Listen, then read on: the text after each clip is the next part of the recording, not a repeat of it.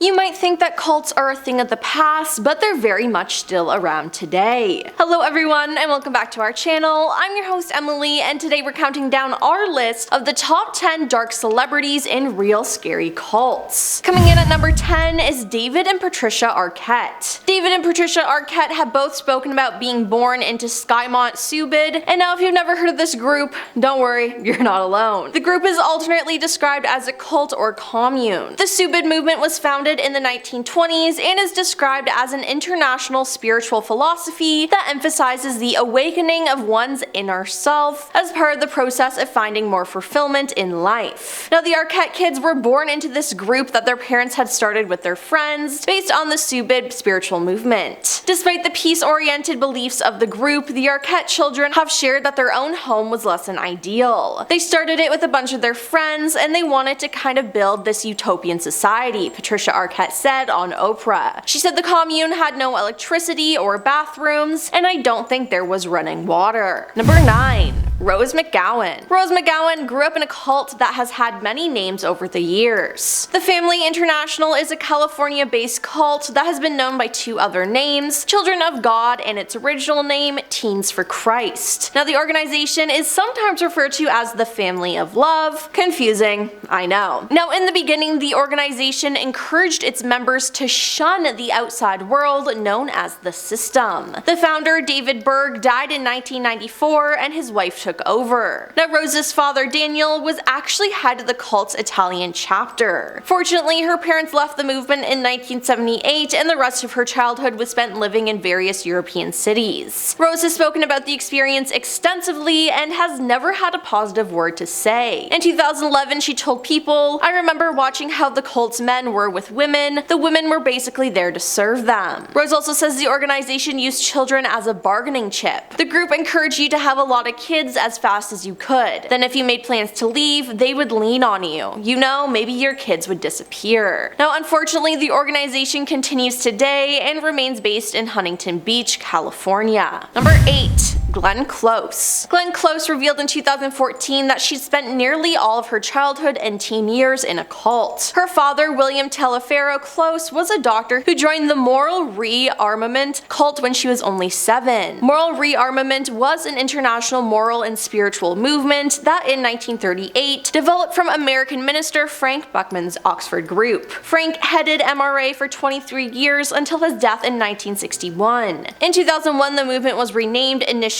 of Change. Glenn shared that the experience of being raised in the group had her questioning what was real about herself. "I wouldn't trust any of my instincts because my beliefs had all been dictated to me." She added, "You basically weren't allowed to do anything, or you were made to feel guilty about any unnatural desire. If you talk to anybody who is in a group that basically dictates how you're supposed to live and what you're supposed to say and how you're supposed to feel, from the time you're 7 till the time you're 22, it has a profound impact on you." Number 7. Andrew Keegan. While many remember actor Andrew Keegan from the 10 Things I Hate About You film, he actually founded the spiritual community Full Circle in 2014. He claims his organization passionately seeks out to inspire and empower the community to co-create a better world. Vice characterized the organization as a new religion, while other outlets called it a cult. In 2015, Vulture described the group in this way: "The actual theology of the group is tough to pin down, but it seems to loosely follow Hinduism or at least Russell Brand's Sanskrit tattoo version of it." Then in May 2015, the Full Circle Temple was raided by California Department of Alcoholic Beverages Control officers. The raid was apparently related to Full Circle's distribution of kombucha, a fermented beverage made from sweet black tea. A spokesperson for the temple stated that they were unaware that they needed a license to distribute kombucha. Full Circle closed in 2017 because of financial difficulties, largely due to a sharp increase in property values in the area due to Google and Snapchat moving into the neighborhood. Number 6. Michelle Pfeiffer. Wiley Brooks, the founder of a diet cult called Breatharianism, preached a daily intake of nothing but sand and dust. Yep, no eating or drinking water was allowed. It was sold as a way to keep skinny while expanding spiritual consciousness. It gained a large following in the 1980s, even in Hollywood. Wiley was famous for spreading the gospel that humans could live on air alone. He claimed he hadn't eaten in 19 years. To his followers, the binge binge was an unforgettable sin. Now in 2013, Michelle Pfeiffer revealed that she spent part of her early career in this cult. She told Stella magazine, "They worked with weights and put people on diets. Their thing was vegetarianism. They were very controlling. I wasn't living with them, but I was there a lot and they were always telling me I needed to come more. I had to pay for all the time I was there, so it was financially very draining. They believed that people in their highest state were breatharian." Now something that I find hilarious is Lavelle Leffer, who was the co-founder of the movement and Wiles' partner, revealed she caught him repeatedly breaking his own rules. In 1983, he was spotted carrying a Slurpee, hot dog, and Twinkies out of a 7-Eleven convenience store. Now he was also spotted with trays of food delivered to his hotel room in Vancouver, including chicken pies and biscuits. Leffer said he made a habit of waiting until everyone was asleep before going on a snack run. Wow,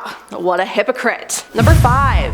Winona Ryder. Winona Ryder is the first to admit she had an unusual childhood. Her parents were close friends with the poet Allen Ginsberg and author Timothy Leary, who was also Winona's godfather. When she was 7, the family moved to a commune in Northern California. The family joined 7 others who all shared over 300 acres of land. This place is called the Rainbow Commune and it has been around since the early 1970s. This counterculture group was heavily inspired by the famous 1969 Woodstock Festival, as well as the anti-war, pro-love movement.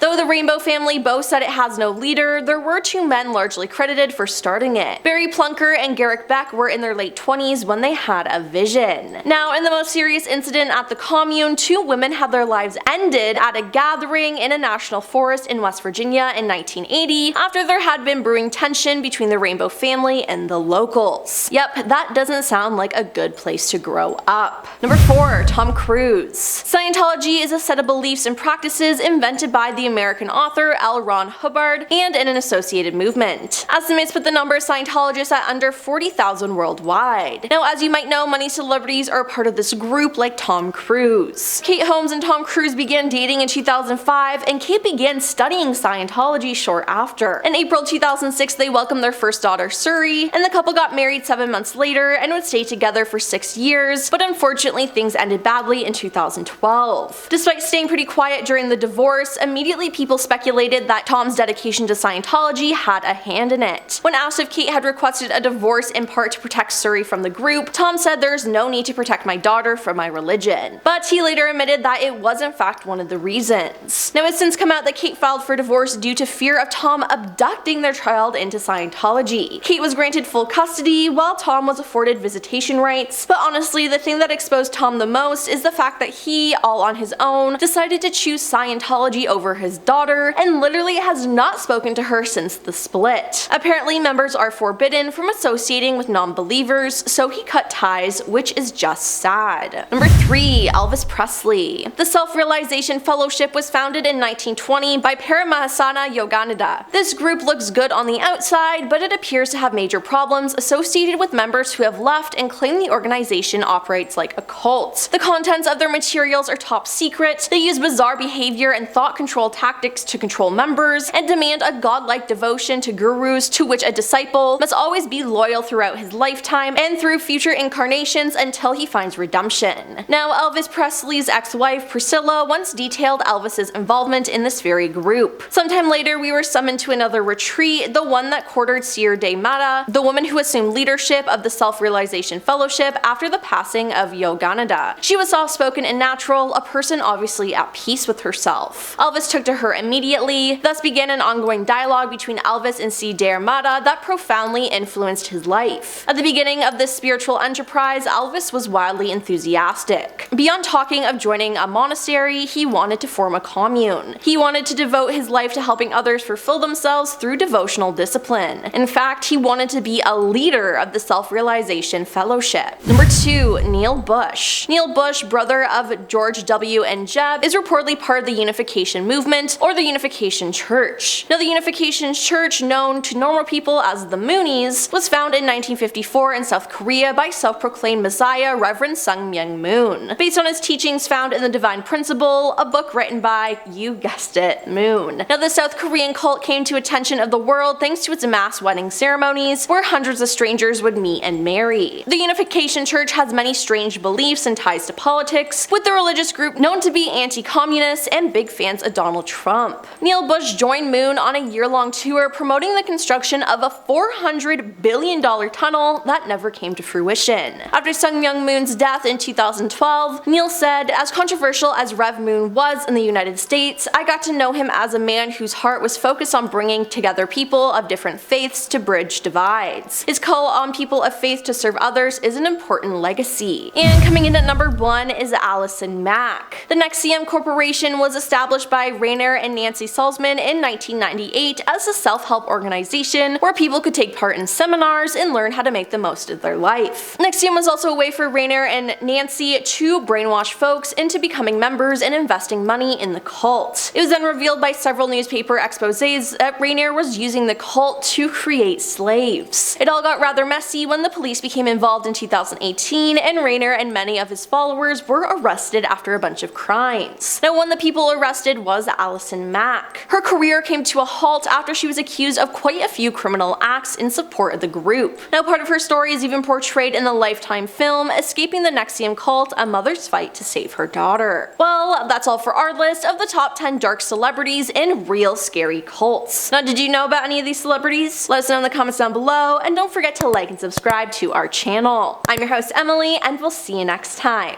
Peace.